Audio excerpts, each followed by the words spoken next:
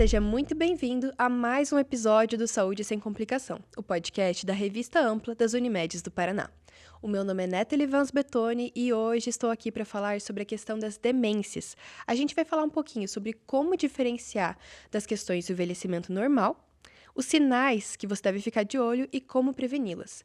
E para me acompanhar nessa conversa, estou aqui com o Dr. Luiz Antônio da Silva Sá, especialista em geriatria e gerontologia, vice-presidente da Sociedade Brasileira de Clínica Médica, Seção Paraná, e professor na FEMPAR, a Faculdade Evangélica Mackenzie do Paraná. Então, Luiz, muito obrigada por estar aqui hoje com a gente. Olha, a satisfação é minha e espero contribuir com alguns conhecimentos, né, nesse tema tão delicado e tão importante que é a demência.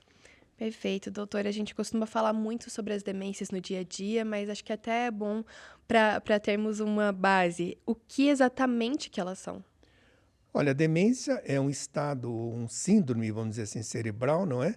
Que leva a esquecimentos, alterações de comportamento, alterações de vida diária, infelizmente progressiva, e em que a pessoa vai perdendo muito da sua qualidade de vida, não é? E trazendo problemas muito sérios para si e para a família que cuida. O senhor falou, então, da questão do esquecimento, né? Sim. Então, muitas vezes a gente vê também do dia a dia, esqueci onde é que eu deixei a chave, não lembrei do nome de alguém. Essa associação imediata entre esses fatores, esquecimentos do dia a dia e demências, tem fundamento? Quando que isso é preocupante e quando é um esquecimento comum, tanto à velhice quanto ao dia a dia? Então, na realidade, o fato de você esquecer algo é próprio de todas as pessoas. Vamos dizer, não é normal, é comum. Porque é uma diferença muito grande entre o que é normal e o que é comum. Então, é comum a pessoa ter alguns esquecimentos, alguns lapsos de memória, deu um branco. Ah, como é que era mesmo o nome daquele ator, daquele filme, daquela pessoa? Isso é muito comum acontecer, não é? Então, veja, se isso não trouxer maiores problemas, está dentro de uma situação que a gente considera que não vai ter problemas maiores. A coisa começa a ficar complicada quando isso passa a ser o dia a dia da pessoa. Quando a pessoa realmente tem esses esquecimentos muito seguidos, principalmente numa idade maior, né? Aí vamos dizer já na velhice. Por quê? Porque o jovem também está esquecendo muito. Por que ele está esquecendo muito? Porque hoje, pela ansiedade, pelo estresse da vida moderna, um dos fatores maiores que acontece é o esquecimento. Então, nós temos o que nós chamamos de tríade nefasta do século XXI, que são ansiedade, depressão e insônia.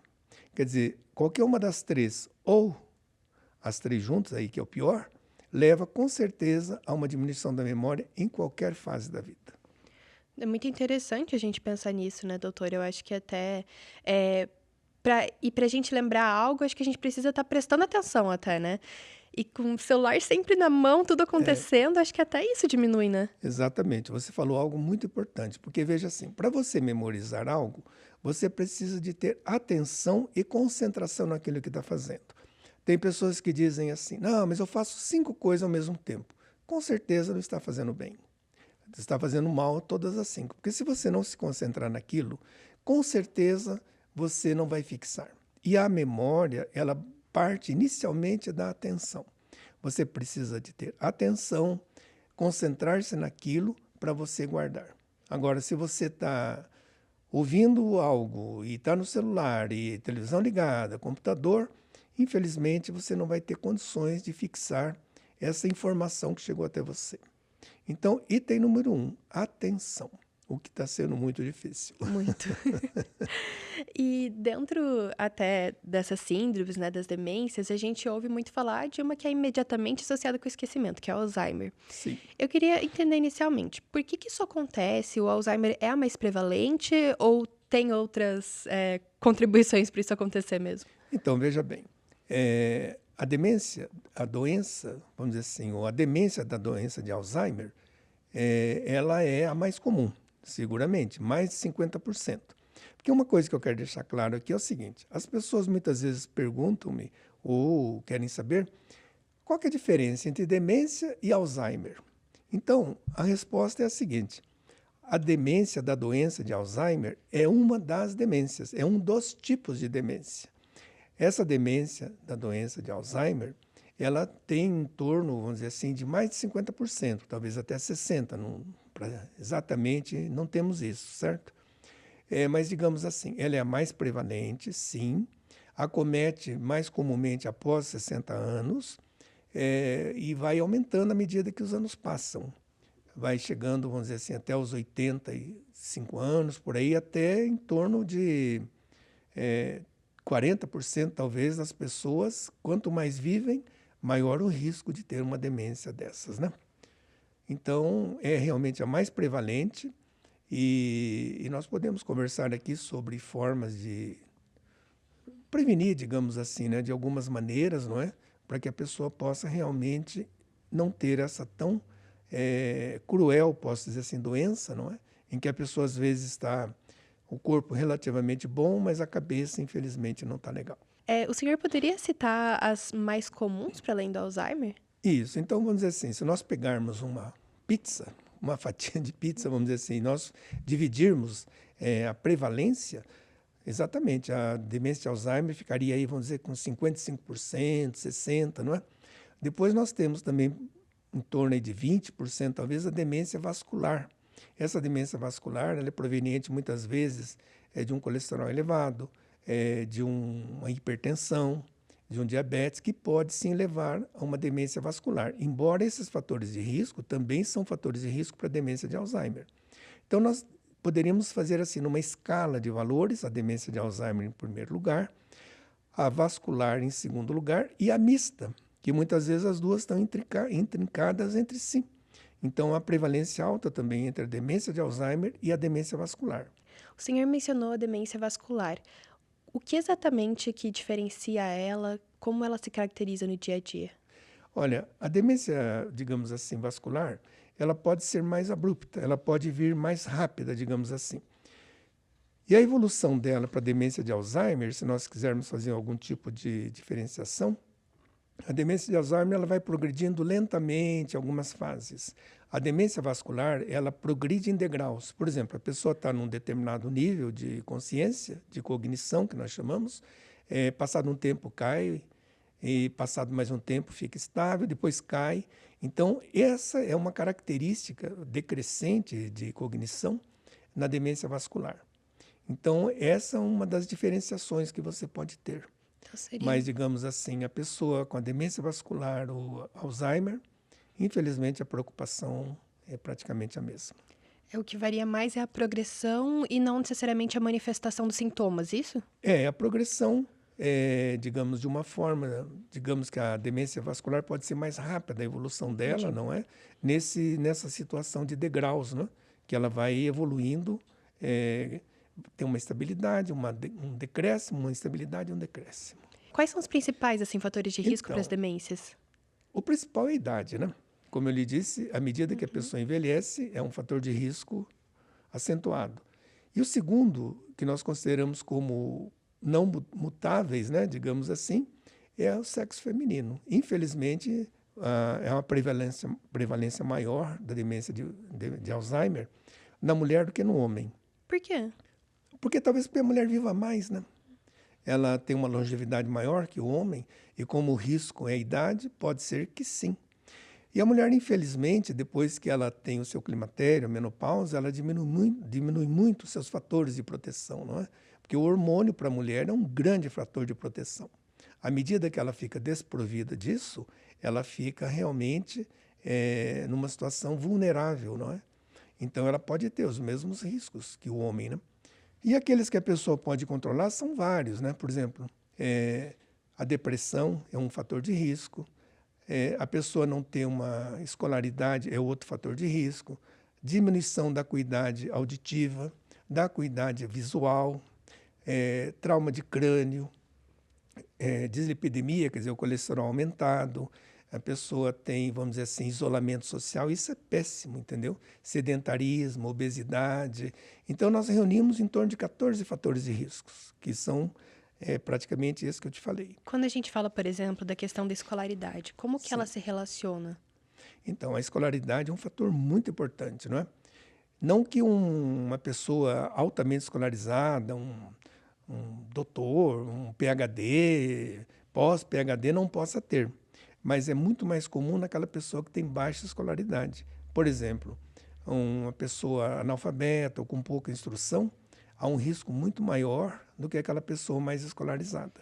Então, realmente, a escolaridade tem muito a ver com o estado demencial. E o doutor vê uma associação, assim, com o acesso à informação ou talvez com a falta, desse estímulo cognitivo constante? Qual que seria o fator ali? Eu acho que você falou a segunda hipótese do estímulo constante, entendeu? Porque para nós termos realmente um fator de risco diminuído, nós precisamos estar sempre em atividade mental. Nós precisamos estar aprendendo alguma coisa. Essa atividade mental, entenda que não é o estresse, não é aquilo que você está realmente passando por aquilo, que você está preocupado, não é esse tipo de atividade mental. Atividade mental de uma forma saudável. Você está aprendendo uma língua nova, você está fazendo um curso, você está estudando, você está procurando fazer alguma coisa em prol do seu desenvolvimento e as conexões cerebrais aumentam muito. É isso que facilita, entendeu? Mas o velho não aprende. Aprende. Mas é muito comum, né? Mas eu já estou velha para ir na faculdade. Já estou velho para fazer isso. Isso é um ledo engano e péssimo, porque a pessoa não tem idade para deixar de aprender. A pessoa tem que manter-se sempre ocupada mentalmente e fisicamente. São os dois grandes fatores protetivos, atividade mental e atividade física. E até quando a gente fala, não sei se entra como fator de proteção, mas falando também dessa questão desses estímulos. Sim. Muitas pessoas falam sobre a questão, às vezes, de fazer cruzadinha todo dia, sudoku, esses jogos assim. Sim. Isso é mito ou verdade que pode diminuir o risco de demência? Olha, isso é verdade, não é mito. Porque, veja assim, se a pessoa está usando seu cérebro para algum desenvolvimento, isso é ótimo. Você entendeu? Vale para qualquer idade. Não só as cruzadinhas, não é? As cruzadinhas, palavras cruzadas, por exemplo, talvez não seja o melhor. Por quê? Porque as palavras cruzadas, elas remetem a um conhecimento anterior. Para você resolver uma palavras cruzadas, você tem que ter conhecimento para aquilo. Quer dizer, é algo que você já tem. Claro que isso é importante, você relembrar e manter sempre ativo.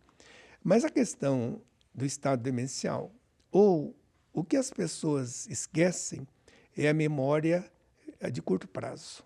Vamos dizer assim, puxa, esqueci desse compromisso, nossa, mas não lembrei, nossa, como é que é isso? Mas na semana passada, onde que eu almocei mesmo? Puxa, quem que esteve aqui? Então, o que abala mesmo, o que a pessoa perde inicialmente é a memória de curto prazo. Porque a memória de longo prazo, essa que você tem da sua juventude, da sua infância, coisa assim, essa está cristalizada em você. Então, essa vem facilmente. É muito comum você conversar com pessoas de idade e a filha diz, nossa, a memória da minha mãe está melhor que a minha. Sim, ela tem a memória melhor do passado. Como é que era o nome do tio Anacleto? Sei lá. É o tio, lembra? Entendeu? Então, essa memória consolidada de um passado, essa está presente. O passado está presente. Agora, aquela... Mãe, onde a gente foi almoçar semana passada? Puxa, onde foi mesmo? Você entendeu? Então, o que se perde inicialmente é a memória de curto prazo.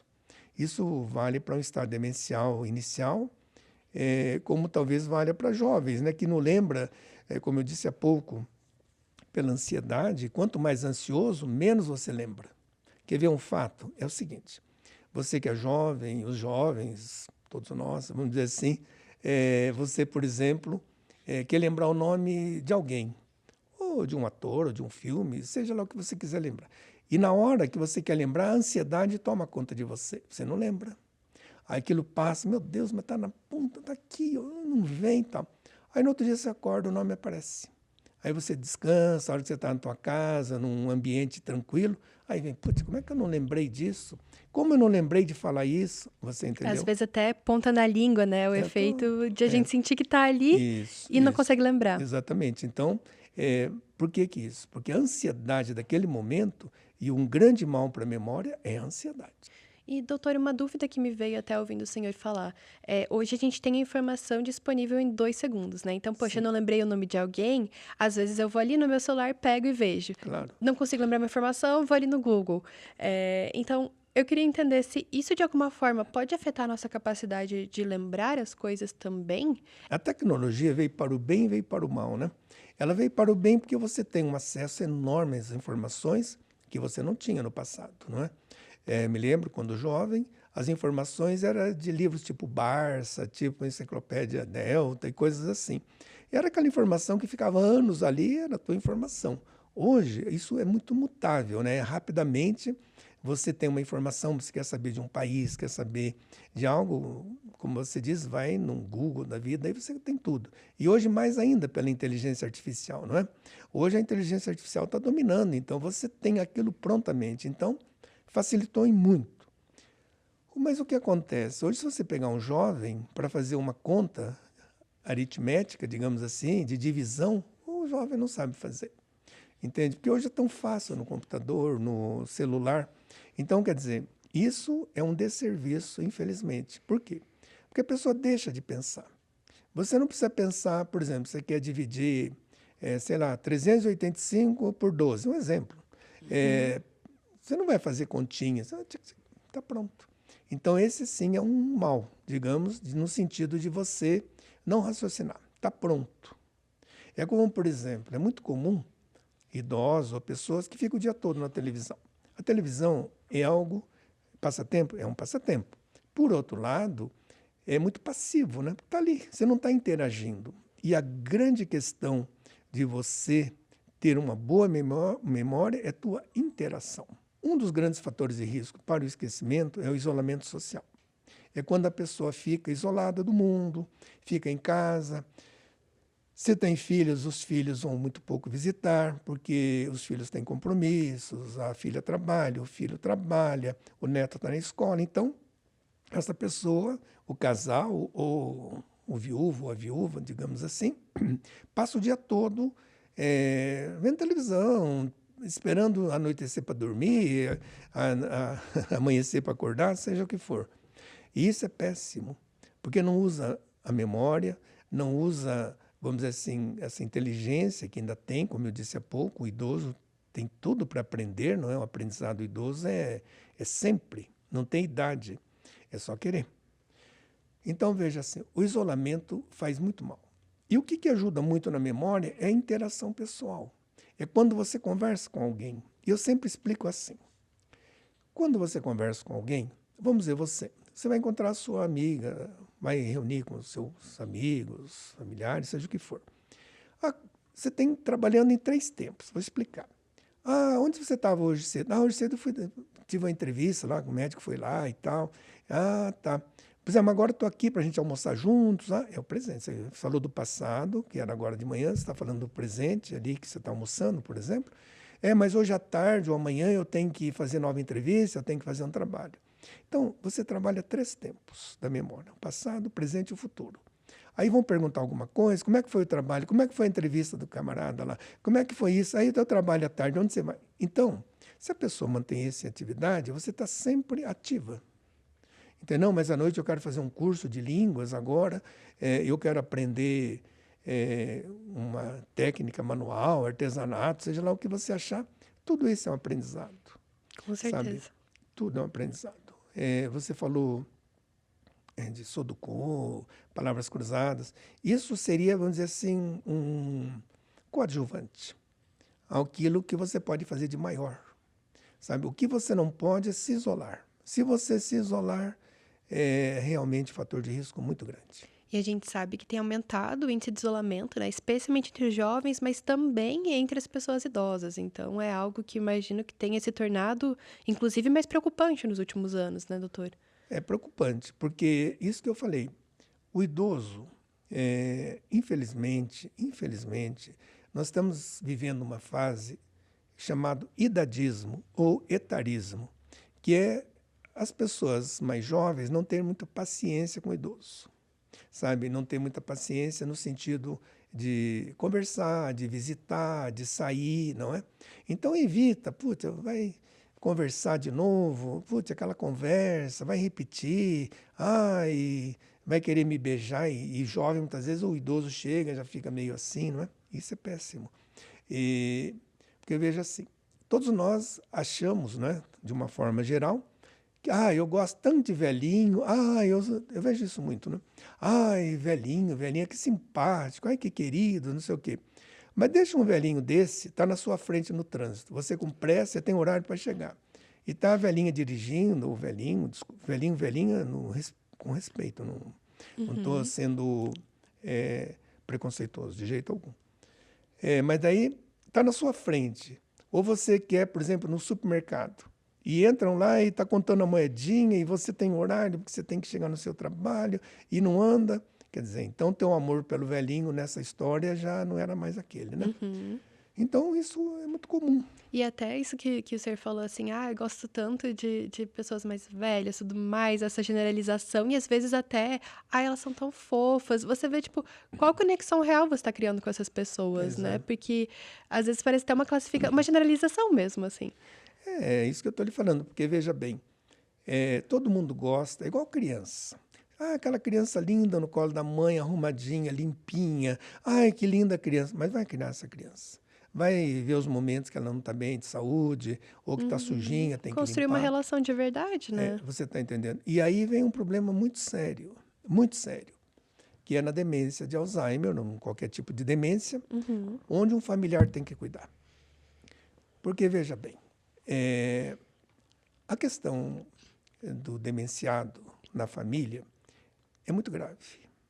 Quando essa família tem recursos financeiros para pagar cuidadores, que não é barato, para colocar numa instituição, para essa mãe, esse pai ficarem lá e poderem pagar também essa instituição, a família leva uma vida relativamente tranquila, digamos assim, porque alguém está cuidando, fazendo o papel que os filhos não estão podendo fazer.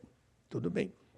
Mas quando a família não tem recursos e alguém tem que cuidar, normalmente, eu digo sempre assim, normalmente sobra para uma filha, a solteira, a separada ou a viúva.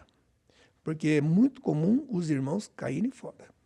Entendeu? Então aquela irmã, aquela filha, começa a cuidar da mãe e não larga mais, porque os irmãos somem. É muito comum. Claro, tem famílias que os irmãos se interessam, mas o mais comum é deixar na responsabilidade de uma filha.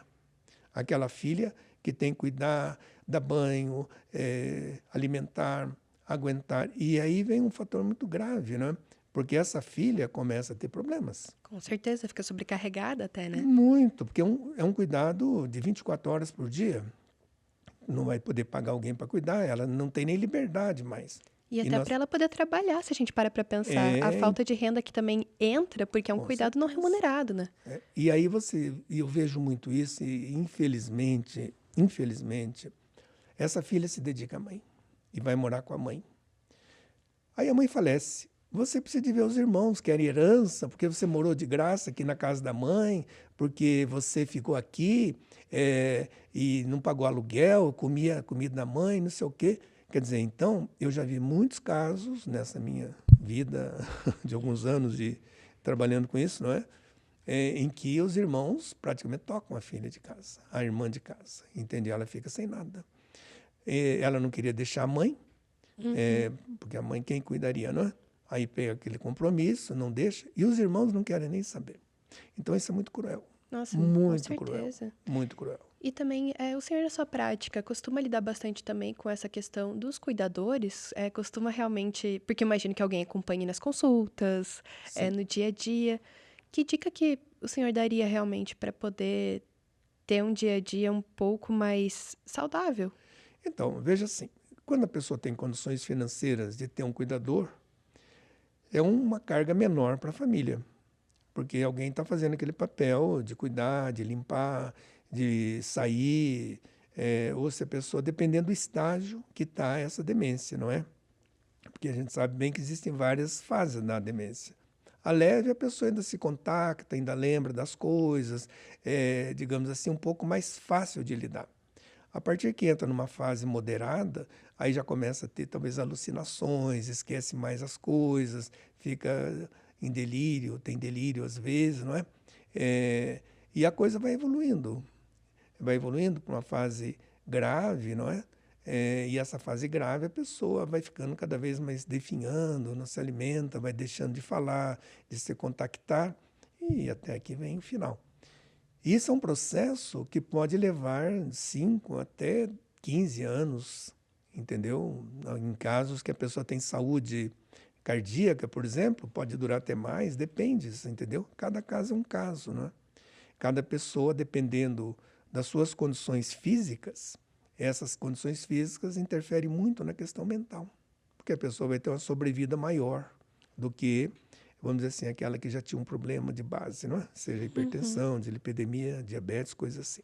E quando a gente fala, por exemplo, até retomando um pouquinho o que a gente conversou antes sobre a questão de consumo de bebidas alcoólicas, Sim, eu imagino que até questões de proteção, como o senhor falou, que a gente sim, acabou não conversando. Como que um estilo de vida pode contribuir para diminuir a chance de desenvolver uma demência? totalmente. Porque se você tem um bom estilo de vida, esse bom estilo de vida, uma boa alimentação, exercício físico é o item, para mim, dos mais importantes, se não o mais importante. Se a pessoa puder manter uma atividade física constante, vai servir não só como prevenção para uma demência, como para problemas cardíacos, de metabólicos, tipo diabetes, coisas assim. Então, se a pessoa puder ter uma rotina boa em exercício físico, em exercício mental, uma nutrição adequada, uma interação pessoal, podendo se relacionar com outras pessoas, deixando o isolamento de lado, procurar um aprendizado novo, procurar ver alguma coisa que está acontecendo, manter-se conectada com o mundo de uma forma geral, isso traz um benefício muito grande. São fatores, não é, protetivos. Você entendeu? A pessoa tem hipertensão, faça o tratamento correto. Se a pessoa fizer o tratamento correto, quer medicamentoso, quer nesses cuidados, como eu disse, alimentares e exercício físico, ela vai ter um risco menor do que aquele que tem uma hipertensão, um diabetes, um colesterol aumentado e não vai se cuidar.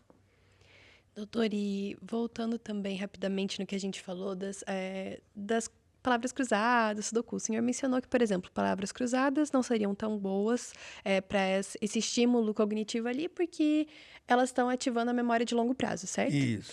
Existem exercícios assim diários que podem ativar, para além da comunicação, como o senhor falou, Sim, que sim. podem ativar a memória de curto prazo, a memória de trabalho e realmente contribuir para isso? Existe sim, entendeu? Claro que não muita coisa para citar aqui, Uhum. mas existe sim, entendeu? Uma série, por exemplo, entre palavras cruzadas e caça-palavras, o caça-palavras é muito mais efetivo do que palavras cruzadas, porque você está ali caçando a palavra no bom sentido, não é? Então, a memória tua tem que ser ali, você está raciocinando ali. Existem, inclusive, tem uma série de exercícios que você pode fazer no celular. No consultório eu tenho esses links, vamos dizer assim, que a Uhum. pessoa acessa e vai fazendo, mas tem que fazer. Perfeito. É porque, veja bem, o que acontece com as pessoas? A pessoa tem que ter vontade de fazer e fazer. Uhum. A pessoa não pode negligenciar isso. É para si próprio. Sabe, eu quando comento a minha pós-graduação em geriatria, foi com professores do Japão, que naquela ocasião vieram, não é? E estavam nos orientando. E eles diziam que lá no Japão, a geriatria começa aos 6 anos de idade, na Nossa. criança. Porque se você educar essa criança com hábitos bons, sejam alimentares, de exercício físico, de algo assim, essa criança vai tornar-se um adulto saudável, não é? E um velho saudável. Então, quer dizer, a coisa começa cedo, sabe? Não adianta, é muito comum a pessoa chegar para mim com 50, 60 anos dizendo assim, doutor, com que idade eu devo ir no geriatra? Eu falo, já passou. Já Ontem, passou. antes. Já passou. O quanto antes, quer dizer, não é para ficar tomando remédio também, entendeu? Uhum. O medicamento, eu tomo 1 quilo de vitamina por dia. Precisa, entendeu? Uhum. Você tem que ver se você precisa, tudo bem, você repõe aquilo que você não tem. Mas se você não precisa, não há necessidade de ficar tomando, sei lá, quilos de vitamina todos os dias. Precisa, sim, uma alimentação saudável, exercício físico, exercício mental. Isso é tranquilo.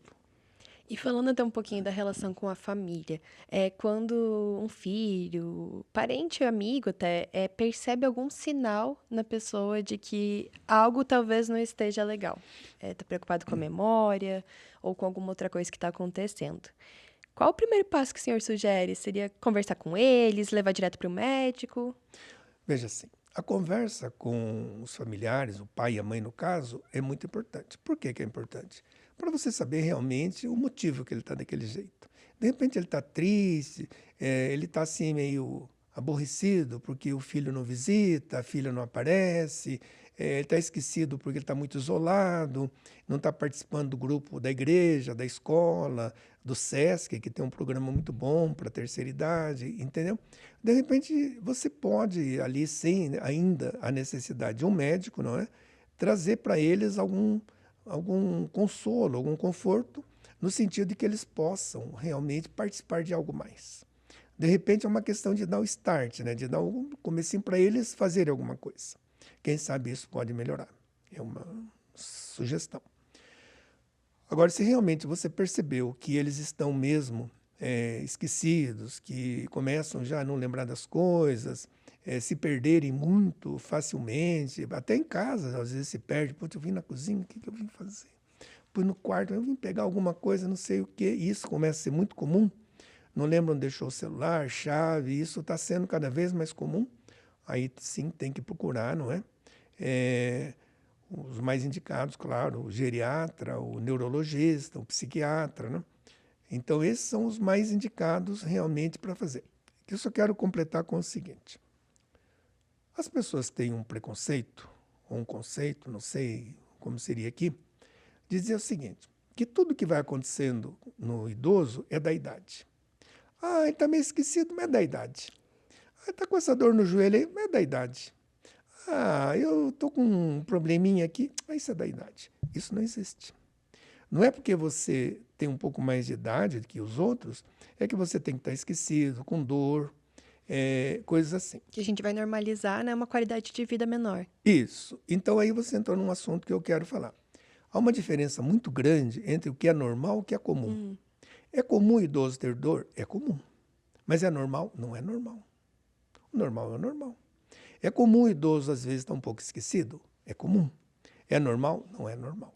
Mas as pessoas entendem uma coisa como a outra e acabam não dando atenção devida àquele fato, por exemplo, que o idoso está mais esquecido, que ele está com dor, que ele está com alguma coisa maior e passa batido. Você entendeu? Quando haveria tempo suficiente para trazer um tratamento efetivo a essa pessoa. E na dúvida, então, talvez seja melhor buscar um profissional qualificado quanto antes. Quanto antes. Perfeito. Porque, veja assim, a questão de memória, ainda não temos um número suficiente de profissionais, quer médicos, quer enfermeiros, coisas assim, para entender exatamente essas nuances, não é, que vão acontecendo. Então, realmente, se tem alguém assim, tem que levar para um profissional adequado, um profissional que possa entender. Às vezes não é nem a questão de medicação, porque a medicação não tem assim, um arsenal terapêutico que você, não, toma aqui, isso aqui vai melhorar. Não é bem assim. Ah, toma essa vitamina aqui que a tua memória vai ficar uma maravilha. Não é bem assim. Você tem que ver os fatores que levaram àquela deficiência de memória. Sim, Entendeu? não tem solução milagrosa, né? Não tem. E a medicação não é assim que nós temos grandes medicamentos, não é? Os que se usam comumente têm mais de 30 anos. Está saindo alguns novos biológicos aí, mas ainda controversos, ainda não, tá assim, não estão ainda totalmente regulamentados, estão, mas não estão totalmente comprovados da sua eficácia, entendeu? Então, a gente usa os antigos, que eles não são curativos, eles são sintomáticos, eles ajudam, digamos assim, a aumentar o período ainda da pessoa ter de memória, tira alguns sintomas dessa fase, entendeu? Mas não tem cura. Não tem nenhuma possibilidade também de reversão da demência, eu tenho. Infelizmente, não. Assim dizer, não, olha, está com demência de Alzheimer e e agora tomou esse medicamento aqui, extrato, não sei do que, e voltou a ser normal. Se ele voltou a ser normal, ele não tinha demência. Justo, Porque a ok. demência realmente, infelizmente, não tem reversão. E quando a gente fala da questão da herança familiar, né? Se eu tenho um pai, uma mãe, um avô, uma avó, até tio com as demências ali mais comuns também, por exemplo, Alzheimer. Quanto de risco eu corro de ter Alzheimer também na minha velhice? Naturalmente, se você tem uma hereditariedade, há um risco maior do que quem não tem, principalmente em primeiro grau, né? Pai e mãe, no caso, né? Mas isso não quer dizer que vai ter. Porque o que nós temos que trabalhar hoje? Uma coisa muito importante que vem vindo já de alguns anos, que é chamado de epigenética. Epigenética é algo que você pode evitar um problema que seu ancestral tinha. Por exemplo, o pai e a mãe são diabéticos. O filho vai ter diabetes? Se ele não se cuidar, sim. Mas se ele tomar as medidas adequadas desde cedo, isso vale para qualquer coisa, vale para demência, vale para diabetes, vale para dislipidemia. Com alimentação, com exercício, tudo aquilo que ele pode fazer de bons hábitos, ele com certeza poderá não ter a doença que os pais tinham, entendeu? Mas vai depender de esforço. Aliás, na vida tudo é esforço, né? Com Nada certeza. vem gratuito. Você, por exemplo, tem um corpo bonito, mas você vai na academia, você vai malhar, você vai andar, você vai se alimentar. Aí você tem, que é uma coisa interessante. As pessoas veem outras pessoas bem, de saúde, digamos assim. Pô, você tem sorte, hein? Sempre há sorte, mas pô, essa sorte, o cara levanta 5 horas da manhã, vai para academia, vai caminhar, vai se alimentar, entendeu? Procura não se estressar tanto, procura organizar seu dia a dia. Teve que fazer Então, todo um ajuste, né, para chegar exatamente, não nesse tem estilo de sorte. vida. A Sim, sorte é você ter nascido, já está sorte, a vida toda, sim. mas agora tem que cuidar dela, né? Sim, com certeza. Ainda mais porque são hábitos que, né, a gente sabe que são fundamentais e acaba sendo difícil realmente encaixar no dia a dia, criar essa rotina. Então, demanda um certo trabalho, uma adaptação.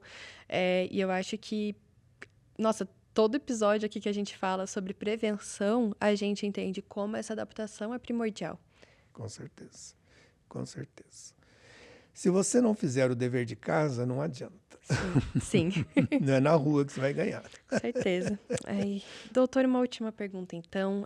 Para uma família que acabou de receber um diagnóstico de demência, o que ela pode esperar? Quais os primeiros passos recomendados?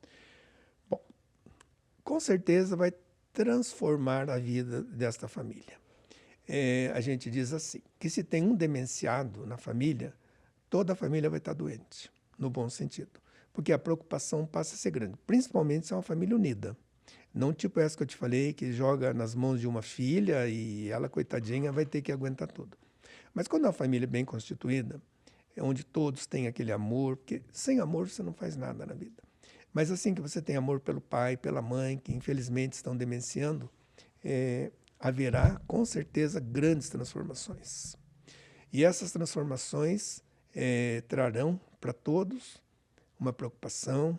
É como eu acabei de dizer, todos ficam doentes, porque a preocupação é grande. O que nós vamos fazer? Como a gente vai organizar isso? Como que a gente vai vivenciar essa fase tão difícil? E como eu disse a você, essa fase pode durar de 5 a 15 anos, talvez assim, sabe? Que vai ter que lidar com essa situação. Mudou tudo. Aquela mãe querida, amorosa, hoje ela não sabe onde está, não reconhece o filho, não reconhece a filha, e isso é muito doloroso, quando você vê alguém assim e, poxa, mãe, estou aqui, tá. Entendeu? Então, o trauma psicológico é muito grande para todos. A vivência de uma circunstância como esta tem que ser muito bem trabalhada, não é? E todos saberem que aquela mãe, aquele pai, infelizmente, não vai ser mais aquilo que já foi. Realmente é importante olhar para esse aspecto, saber que vai ser uma jornada difícil, que tem ferramentas para tornar ela um pouco mais suportável, mas realmente é um momento complicado, né, doutor? É muito complicado. E você veja assim, algo que está acontecendo e vai acontecer inexoravelmente é o envelhecimento da população. Você veja, o número de demenciados hoje no Brasil passa de 2 milhões. Então, é um número grande e a tendência é aumentar cada vez mais. O Brasil daqui, nós estamos em 2025, daqui uns 25, 30 anos, vai ser um dos países mais velhos do mundo. Hoje nós já temos pessoas acima de 60 anos em número maior do que crianças de 0 a 5. E essa proporção de idosos vai aumentar cada vez mais, cada vez mais. Enquanto as famílias diminuem o número de filhos, os velhos hoje têm condições muito mais, vamos dizer assim, as pessoas de viverem mais do que no passado. A expectativa de vida hoje no Brasil, brevemente, vai chegar para a mulher quase 80 anos, né? Então, é uma vivência onde a pessoa tem que ter uma bagagem para chegar numa idade dessa com qualidade de vida e saúde, não é? Sim, com certeza vai precisar reestruturar muita coisa, inclusive Muita coisa, socialmente, para que isso possa Isso. acontecer, né? Precisa, né? Porque senão a pessoa não tem mais aquele, eu vou viver até os 60 anos, tá bom.